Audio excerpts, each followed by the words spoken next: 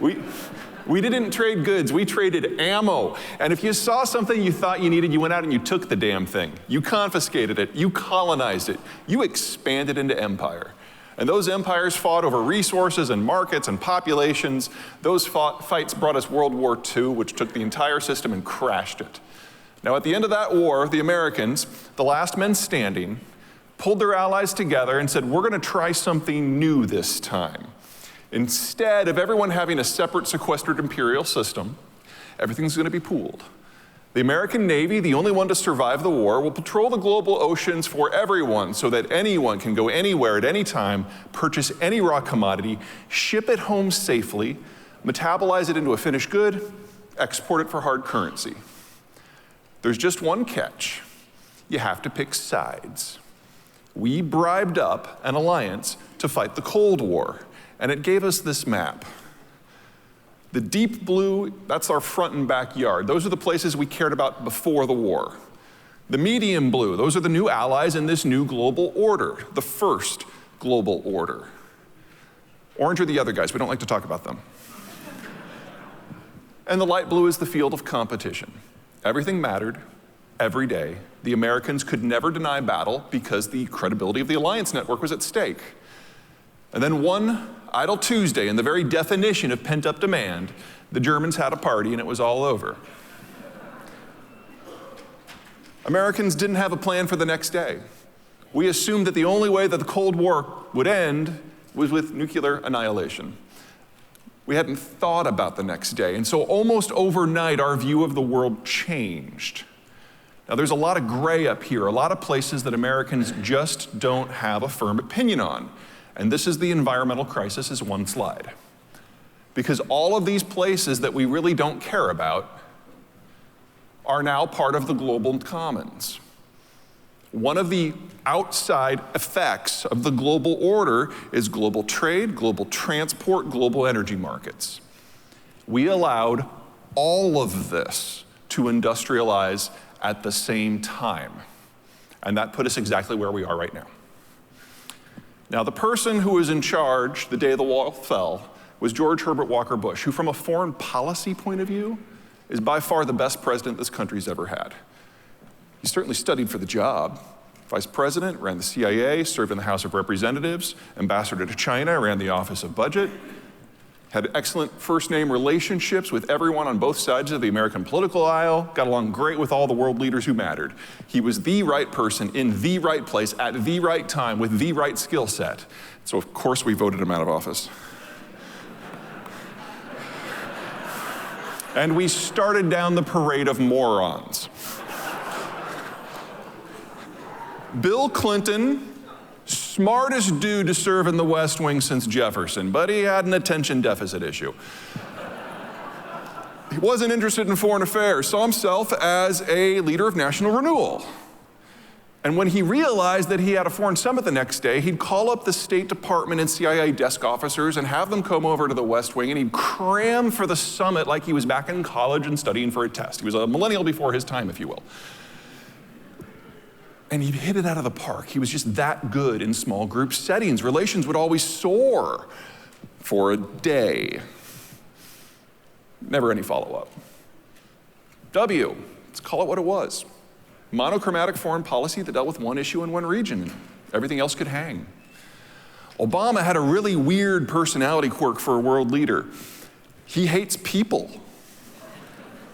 He hates having conversations. No American president went to Congress fewer times, met with his cabinet secretaries fewer times, met with his own party allies fewer times. Well, there is one exception. You guys remember William Harrison? He caught pneumonia during his inauguration speech, died on day 30. Obama beats him, but nobody else. Think of the brilliant, conscientious people who have served as diplomats in this country in the last 25 years. Madeleine Albright, Colin Powell, Condoleezza Rice, Hillary Clinton, John Kerry. These are some of the smartest people alive in Western civilization, some of the most conscientious. Well, I don't know if Hillary's conscientious, but she makes up for it by being smarter. But we've had a lack of leadership. We didn't leverage it. We have had the opportunity for the last generation to redesign the world however we want, and we passed it up. And just how making a bad decision can reverberate for decades, so can refusing to make a decision at all. The horror and the glory of Donald Trump is that at his core, he's right. The global order we created to fight the Cold War no longer serves American strategic needs. It hasn't since the wall fell. But he's also wrong, because it was never designed to serve American economic needs. We subsidized the alliance fights the Soviets. That was the deal. We never invested our economy into that system, because if we had, it wouldn't have been a bribe. And so we're the least involved economy in the world. Last year, less than 8% of GDP came from exports. About half of that is within NAFTA. We can easily have a regional security and trade system without needing a global one, and that's exactly where we are headed. So the question then becomes, if the United States is stepping back, if we're dropping the mantle of leadership, is there anyone else out there that can pick it up? Someone who can displace the United States as the global hegemon? Well, there's two things you need. First, you have to be able to provide global maritime security. 85% of global trade travels the ocean blue. Let's look at that. Now, on the right, you've got a traditional jump carrier, and on the left, you have a super carrier. On the deep blue sea, without support from land-based assets, it takes 8 jump carriers to fight off a single super. There are 21 jump carriers in the world. The US Navy operates 11 of those. There are 11 super carriers in the world. The US Navy operates all of them. At current rates of global naval buildout, assuming the Americans never add a new weapons system, the combined navies of the rest of the planet will roughly equal American naval firepower today in the year 2240. I don't lose a lot of sleep over this. By the way, the Chinese have 2 of these. One used to be a casino. The other one is a clone of the one that used to be a casino. Context. So there's no country, there's no coalition of countries that can displace the United States in our lifetime at a minimum. What's the second piece? Consumption. Because if people aren't buying the exports, it really doesn't matter, right? Let's look at that. This is a standard demographic profile. Children at the bottom, young adults, mature adults, retirees at the top, dudes on one side, women on the other side. Mortality builds it into a pyramid. This is what we call a consumption-based system, because whenever you've got a bulge in your population structure roughly below age 40, it's all about the spending. It's kids and college and cars, mortgages, pot, spend. But wow, in Arizona that worked. Fantastic. It didn't work in California. Anyway, when American business leaders and politicians look at a system like Mexico, we see the perfect partner. 2 big reasons. Number 1, young people are new at their jobs. They don't have a lot of experience. Their value added is relatively limited. Mexico is good at relatively low-end manufacturing and assembly. That's not what the US is known for. We do design, we do high-end. And so the propensity for interlocking trade and reinforcing supply chains is legion. Second, consumption. That's a lot of Mexicans that are upwardly mobile, that are consumption-driven. They buy a lot of American exports. Last year, Mexico became America's largest trading partner. It is a position that they will not give up in our lifetimes. This is a partner. This is not. Canada had a baby bust almost 50 years ago. They have yet to recover. They've got a big bulge up in the 50s and 60s. Workers with 30, 40 years of expertise, very highly skilled, very high value added. But there's 2 problems. Number 1, there's so many of them in that class, they've pushed down the relative cost of their own labor. We see that as product dumping. Second, there aren't a lot of people in their 20s and 30s to consume those products, so they have to export it. That's definitely product dumping. 80% of it comes here. Canada is no longer a partner. Canada is now a competitor. And if you can't get your birth rate back up, eventually you age into something like Japan. Running a first world economy without a workforce, you have to automate. And Japan has taken an interesting twist on that.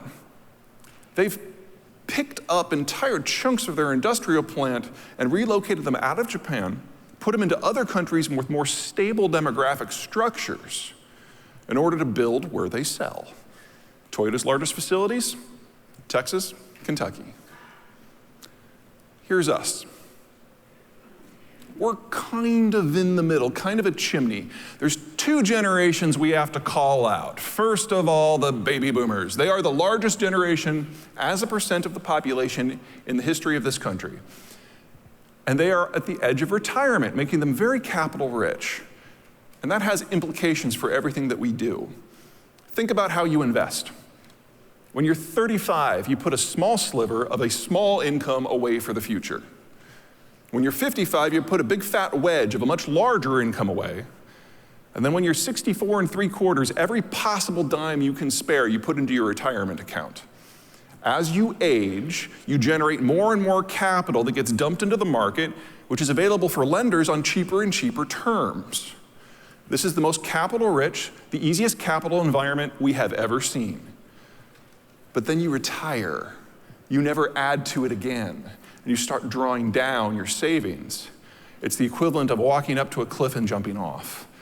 We jump off that cliff. The boomers hit mass retirement on average in the year 2022, which means we've got 3 years of this capital structure, and then we can look forward to the cost of capital at least quadrupling. If you're gonna borrow, do it now. Next generation, the millennials. Now, normally I like to spend about 45 minutes out of every presentation talking about why the millennials are a waste of skin. I only have 45 minutes, so we're instead gonna go through all the reasons that we should be very grateful that the millennials are with us. For you boomers and you Xers, fret not. This won't take long, there's only 3 reasons. 1, consumption. All that filet mignon dog food, all those juice bar memberships, all those goddamn scooters, they add up. Millennial consumption by itself has kept this country out of recession since 2009. We would have had at least 2 industrial recessions since then if it wasn't for them. That's amazing. Second, if you fast forward to the year 2030 when the millennials are in charge, they will fill out the tax-paying class in a way that Generation X, my generation, never could. There is a light at the end of the fiscal tunnel. It is not a train, it's a millennial. Whether that makes you jump for joy or want to cry in the corner is entirely up to you. Third, we think of the millennials in this country as the end-all and the be-all, but in reality, they are all alone in the night. If you look at the rich world demography combined without the Americans, it's a retirement community. Even if the Americans remained engaged, the global system of greater markets, more access, technological advancement, more interconnectivity was going to collapse in the next decade anyway. The economic model we started with the discovery of the New World in the 1500s ends in the next 10 years. We do not have an economic model for what comes next. We need a new ism. We have no idea what that will be. And even if the Americans wanted to remain engaged, this is all about to come crashing down. Quick look around the world. 30 years after the one-child policy, the Chinese have run out of 30-year-olds because that is how math works. But it's not better elsewhere. The Koreans are actually aging faster, the Thais almost as quickly. If there's one country on this planet that we thought that can't have an open, honest conversation about how to generate population, that would be Germany, and it shows. And if there was one country that we thought had cracked the code on having a lot of kids, that would be Italy, but apparently we were all wrong. Poland, only slightly worse. Russia, assuming you buy Russian statistics, and they just found 8 million children aged 10 and under in the last 18 months. That's still pretty terminal. Oh, there we go. Brazil will save us, right? Country of the future. Yeah. Look at the top left. That's Brazil 30 years ago. Here's Brazil today. They're aging at 6 times the American rate. The average American will be younger than the average Brazilian in the year 2042. The average American became younger than the average Chinese citizen 2 years ago. Folks, there's only 2 countries in the advanced world that have a demography anywhere close to replacement, similar to the US. And while the French can handle the catering and the Kiwis can manage the bar, a global order that does not make. This was all going to end anyway. Now, if you remove the Americans from the equation, let the chips fall where they may, you will get dozens of brush fire wars as countries, whether out of desperation or opportunity, feel forced to take matters into their own hands. These are the zones I expect to see the greatest conflict. For those of you who know your history, you'll recognize that these are the zones that have seen the most drastic wars throughout history. It's where the world's geopolitical tectonic plates come together. For those of you who know your economic history, you will recognize these zones as the sites of the greatest economic growth that we have seen since the 1940s. That's because of the order. The Americans forced everybody to be on the same side. We outlawed war and enabled global trade. It was base effect growth. And it's all about to come violently unwound. There's a transition period where the United States is figuring out what pieces of this it wants to keep. These are the 5 trade deals that we've got. Korea, Japan, Mexico, Canada, United Kingdom. Of those, 4 of them are done. They're ratified, they're being implemented. The 5th one, the United Kingdom, that'll be done this year. In the case of everyone but Mexico, there were no negotiations. The United States held all the cards. We controlled the global system, global finance, global energy, global trade, then the only market that was worth having access to in the long run. They were imposed. The one exception is Mexico, because it is also a consumption-based society. Those were real talks.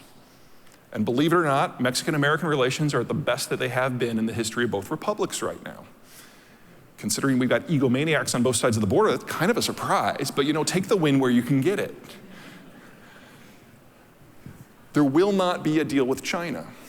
Now, I can give you 30, 40 reasons why China will not be a unified nation state 10 years from now. This is the big one. It's those islands off the coast. Japan, Taiwan, the Philippines, Indonesia, Singapore. The Chinese call it the first island chain. And there has never been a chapter of Chinese history in the last 3,500 years where the Chinese have been able to push past that chain and in an economic basis integrate with any lands beyond them. It's a security issue. They just can't get past it. Well, there's one exception.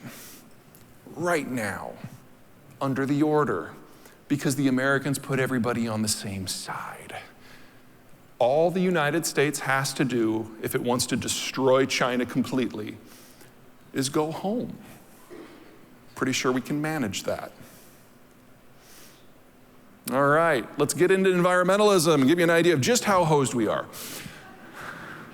This is how oil flowed back at the dawn of the shale revolution. We had 3 big sources of demand.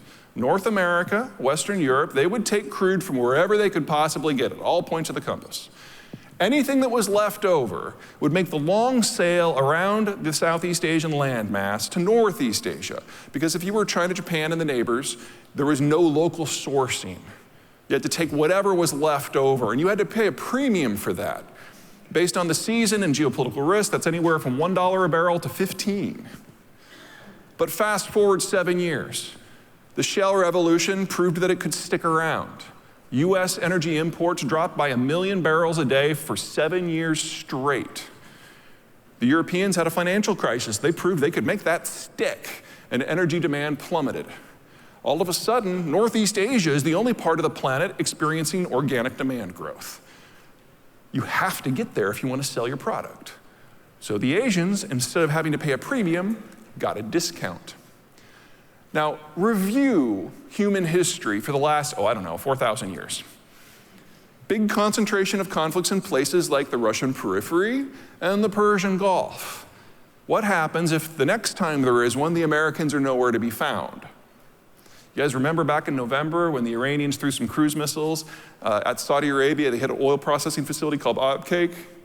The Crown Prince of Saudi Arabia called up Trump and said, hey, dude, in case you just didn't notice, the Iranians just took more oil offline than the Allies did during the entirety of World War II, and they did it in an hour. If Reagan was in charge, I would not have to make this call. You would have already nuked Tehran. What are you going to do? And Trump's response literally was, I'm sorry, I can't deal with this right now. I've got a fundraiser. We don't care. The US achieved energy independence last year, which means the US exits stage left, never to return. The Europeans go out and interface with their own colonies to make sure the crude comes to them. They have the capacity to do that. Their colonies are local.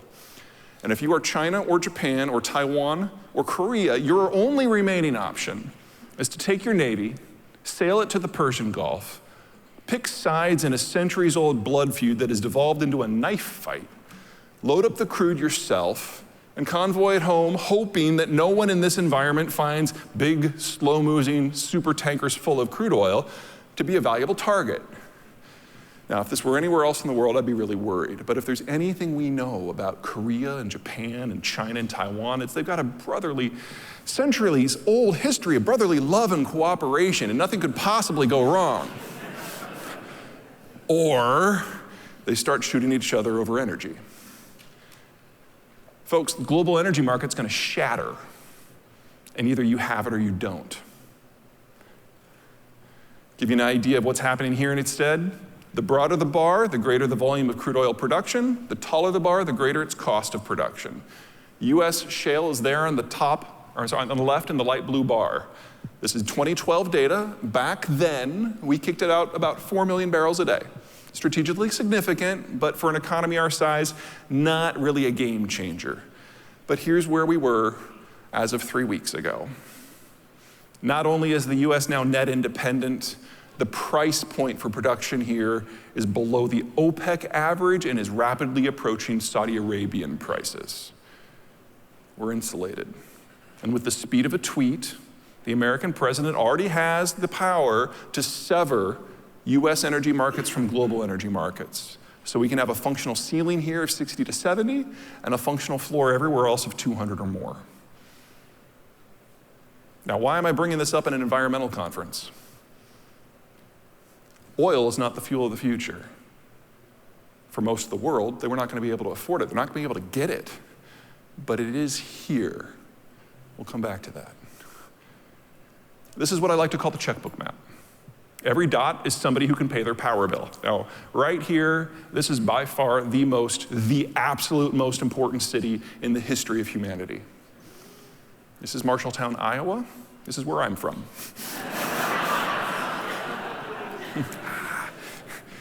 Here is Bismarck, North Dakota. Should you ever find yourself in the neighborhood, I recommend you go to Fargo instead. And this is not a rave. Western North Dakota, like 2.5 people live there? They don't need that lit up. It's lit up because of a problem with transport. Now, oil's a liquid. You can put it into a bucket or a rail car or whatever. It can be transported in any number of manners. But natural gas disperses. So you have to have a leak-free system to collect it, to transit it, to deliver it to end uses, and those end uses have to be able to process and consume that natural gas at the pace that it comes in because storage is almost impossible. Now, here in the US, we've got the largest and most redundant natural gas distribution system, but we can't keep up with what is bubbling out of the shale fields as a waste product. So we have to flare it until the infrastructure can catch up, and you can see that from space. What can't you do with a bottomless supply of the world's most versatile industrial input? Well, for starters, we burn it for power, and about 40%-ish of the reductions that we've seen in greenhouse gases in this country have come from displacing coal and using natural gas instead. By the way, that's about 5 times what we've achieved with our solar investment. Does it go to 0? No, but it's going in the right direction. Now, burning stuff for power, not very creative, so we've done other things. Oh, whoops. Apparently I don't have another slide for that. Okay, going back to this. Oil's not the only fuel. You guys remember natural gas? You can cool it, freeze it, put it onto tankers, ship it other places. These are the folks that use liquefied natural gas as a major fuel stock. You'll notice that those Northeast Asian 4, they use more than everybody else together. So not only will most of the world not be able to use oil, most will not be able to use natural gas. Okay, that provides some opportunities, right? We have to find other ways to power the future for most countries. Let's look at the green techs, because just like everything else, geography matters. Any area in red is a zone where solar power with today's technology makes both environmental sense and economic sense. Doesn't mean you can go 100%, but you can do quite a bit. If you're in orange, it probably doesn't make economic sense, but it still makes environmental sense. If you're in yellow, it's a wash environmentally, and it's totally not worth the cost. If you're in green and you put up solar panels, you have probably increased your carbon footprint. The Germans have put up, 60 terawatt capacity in the last 20 years, but their carbon emissions haven't fallen. Why? The sun doesn't shine in Germany. So let's look at the same thing. Here it is for wind. Again, red makes environmental and economic sense. Orange only makes environmental sense. Green, luckily with wind towers, nobody puts up wind towers where it's not windy. People put up solar panels where it's not sunny all the time, which makes no sense to me. But at least people in the wind world are smarter about it. Whoops. But this is still the ideal. Now you have to remove all land where it's not appropriate. So you're not going to put a wind tower above 10,000 feet. The air density isn't enough to turn the blades. You're not going to put up solar panels over a cornfield because that sun is needed for other things. You factor that out, and it shrinks. Areas in green are good for solar, areas in blue are good for wind, and areas in the dark green are good for both. But we're not done, because you still have to get the power to the people. If you factor out everything that's more than 1,000 miles away from a population center, you're talking less than 5% of the population with today's cities can actually go green with today's technology. Now, if you're putting up solar panels in an area that's not green on this, it's not that it's a disaster probably, although if you put up solar panels in southern China or Germany, you're just an idiot. But it does mean that you can't move the needle very much. And you have to really ask if you're spending the money on the right thing. So if most of the world can't use oil, and they can't use natural gas, and they can't use solar, and they can't use wind, all that's left is coal. Breaking down global markets presents a lot of countries with some very interesting choices. Of the top 50 economies in the world, which collectively make up about 95% of economic activity on this planet, about 1/5, Russia, Iran, the United States, can generate the power themselves. They have local fossil fuels. Another 1/10, Sweden, Chile, Mexico, can get it from their neighbors. Another 1/10, Britain, Japan, Italy, can go out and freaking take it from other people. And for everyone else, it's a choice. They can de-electrify, de-industrialize, and decivilize and watch their societies crumble, or they can use coal. Now, we're not even to this decision point yet. It's coming. It'll be here in the next decade. But the Germans have already chosen not even just to go to coal, but to go to lignite. Now, lignite is an ultra-soft, partially decomposed coal that's about 20% water by weight. It is the least energetic of the fossil fuels and by far the most polluting. The Germans have spent more than 2 trillion euros in turning their system green, but because it doesn't work in Germany, they've had to go to lignite. 2 trillion euros, and their emissions have only fallen by 7%. Apparently the Germans aren't as good as math as we all thought. Now, my point of this is not to make you all depressed. My point is that we need to change the conversation. My point is that we need to approach sustainability in a more sustainable manner. Right now, the global norm is that we're going to push for a utopian global organizational structure that has never worked before and certainly isn't going to work now, in order to push this technology suite that we've fetishized that we know doesn't work. We need different green techs. We need better green techs. And above all, we need green technologies that are appropriate for the environment that we are evolving into geopolitically. I'm going to close with 2 economic sectors that are going to prove central to making this work, just to give you an idea of where these breakthroughs might happen. Well, honestly, where they have to happen if this is going to work. First, manufacturing. That yellow circle in the middle, 1.555, that's total value-added manufacturing in the United States. All the arrows pointing in indicate where the components come from and in what volumes. They're color-coded by likelihood of disruption in the world we're about to be in. If it's in green, it's probably fine. If it's in yellow, figure 1 in 4 by value isn't going to make it. Orange, 1 in 2. And if it's in red, it's not going to make it at all. You'll notice that there's a lot of green and no red. This doesn't mean that US manufacturing is immune to what's coming down the pipe. But it does mean that we will have to make some adjustments. We can manage it. The Germans can't. The German system is one of being at war with its neighbors until the order. And especially in the post-Cold War version of the order, every country that the Germans border, which is all countries that they've been at war with multiple times, are all on the same side, and the Germans have been able to integrate, not just within their network, but beyond into the world at large. They're the biggest supplier of high-end manufacturing components to China, for example. But that only works so long as we are in an environment of global trade where the oceans are safe for everyone and everything is consumption-based. You remove that, you remove the Americans, and the German manufacturing model collapses. They certainly don't have the consumption at home. But as bad as it is for the Germans, it's far worse for the Chinese. You guys have all heard of Made in China 2020, right? Or sorry, Made in China 2025. If you speak to a government bureaucrat in Beijing, but behind the scenes where no one's listening, they will freely admit that the 2025 target has nothing to do with self-sufficiency. It's just the first step. They don't expect to be technologically equivalent to the United States until about 2080.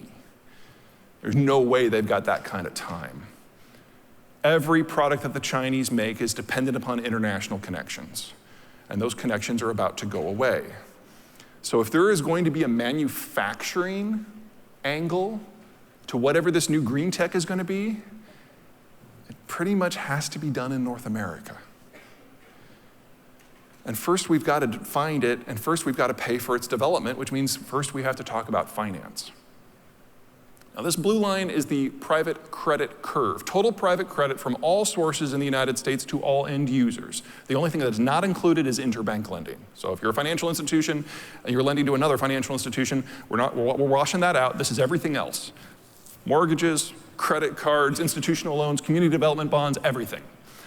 Starts at 2000. That bump in the middle, that's 2007. That was our financial crisis. We doubled total private credit in 7 years. That was too much. That was too fast. As a result, we had a financial-induced recession. 5% came off of headline GDP. Since then, we've dropped, we've bounced back. The credit curve now is something much more similar to the century average. Does that mean that we are immune to recessions? Of course not. But it does mean that the next recession probably won't be triggered by a financial problem. And since finance can ripple through to all other economic sectors, I see this as a general plus. This is our baseline. I'm going to show you the same data now, but instead of absolute numbers, relative numbers. Again, that little bump in the middle, that's a doubling. Here's the Eurozone. In the time that America had a doubling, the Europeans had a tripling. Their financial crisis hit harder, it lasted longer. Several European countries, Italy most notably, have yet to recover to where they were in 2006. And remember the Italian demography. No young people. Consumption-led growth in places like Italy is now statistically impossible. They probably will never recover. Here's Greece. 7-fold increase in 7 years. So far, they've suffered something far worse than what we went through in the Great Depression. They're down 45%. They probably have another 15% to go. Here's Brazil. This is what a lost decade looks like, assuming you get the politics right. Now, you don't have to put up your hands. You know who you are. Do you like Game of Thrones, 90210, the impeachment hearings, the Brexit debates, Maury Povich? No, drama. You have got to look into Brazilian politics. Oh my God. Recently, they had a presidential election. The final 2 candidates, one dude was campaigning from prison, where he had been convicted of corruption, not indicted, convicted. Love it. The guy who went on to beat him at his last big public rally live on public television said that, you know, the real problem with those Nazis, they're just too soft on their domestic opponents. Wow. Let's go ahead and pencil in a second lost decade for Brazil. The purple is India, and the black is Turkey. 2 countries who have already elected ethno-nationalist leaders to multiple terms in landslide victories.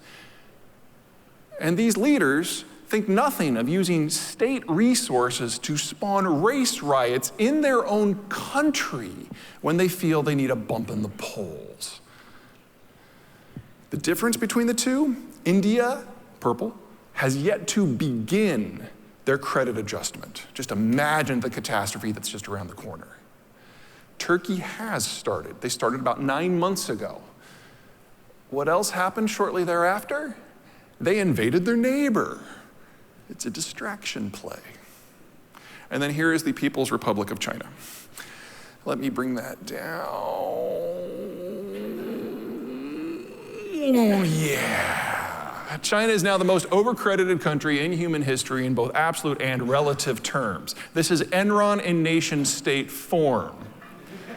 Every country, every company that has ever followed a finance-driven model like this has eventually collapsed. The question is how hard? And since the Chinese have now pushed it further than anyone, there's going to be a show, folks. By the way, that little hook at the top, that's what the Chinese call a tightening.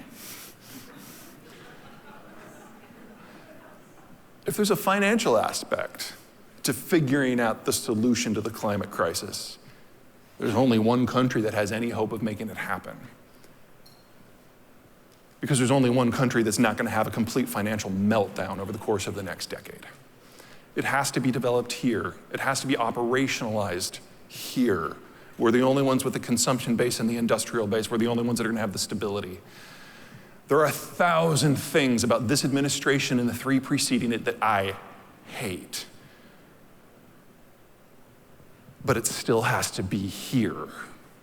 And it's not going to happen because of government policy, because America just isn't good at that. Our geography is so good that we've never really had to have a functional government. We didn't even build our first road until 75 years in. We make policy at the local and the state level, at the corporate level. So, not to put too fine a point on it, but this is your job. You have to invest in technologies that honestly aren't yet operationalized. That's the only way this ends well. Otherwise, we're not going to skid right by 2 degrees, we're going to skid right by 5 degrees. And because the United States is the country in the world that'll probably suffer the least from catastrophic global warming, these new technologies have to make economic sense. And they have to be cheap enough that they can be applied around the world in places that are destitute. It's a tall order. But we do at least have the base components to get it started here. Okay, so that's the best case scenario. Let's talk about the worst. This is how Americans see themselves. The pioneer era, the idea that you could load up the kids, Conestoga them west, and in less than 6 months be exporting grain down the greater Mississippi system for hard currency on the global markets. It was the greatest economic and cultural experience in human history, and for us it lasted 150 years. This is the source of our can-do attitude, of our just ridiculous optimism. But we're all old enough to know that that's not how the world always works.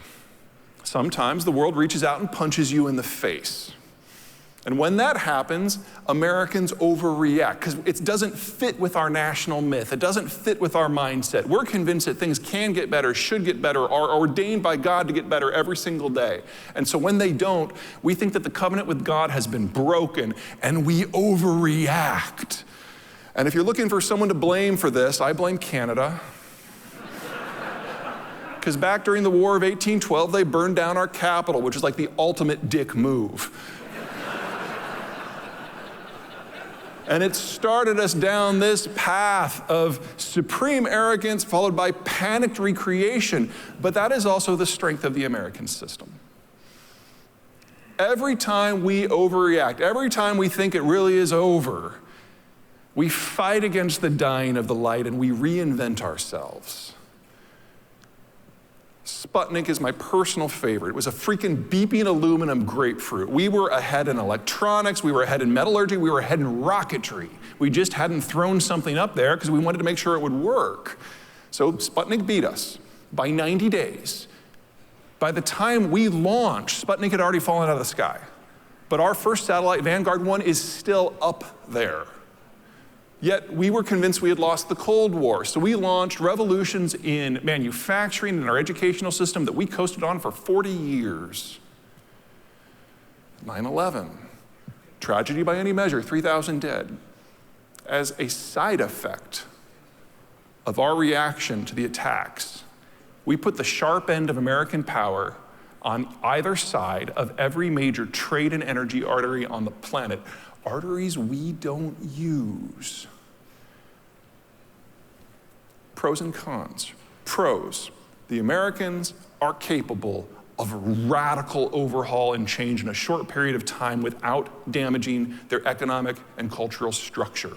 We're the only country in the world that can do that. That's why I have hope that we're going to fix this, figure it out. Cons. It's been 20 years since we were last spooked. We are due. And this time, we have no vested interest in the wider world's stability. We don't care what happens the next day. Okay. If you're interested in a doorstop or maybe a coaster, accidental superpowers and how it all started, how we got to where we are, the international crises that Americans are most likely to notice. Absent superpower picks up with the shale revolution, plays it forward, shows how it's remaking the American industrial experience and the wars that will erupt as a result of the American absence. Disunited is the new guy. He comes out in March, but you are the second audience to get copies. We'll have them at the back of the room. Woo! And Disunited discusses the countries of the future, and they're probably not the list that you're thinking of. I don't need you guys to buy them. We have some here for you. I certainly don't need you to read them, but if you could all go onto Amazon and review them. I am not kidding, I need that. You guys have been great. You even laughed at the pot joke. Sometimes that one falls flat. So thank you very much.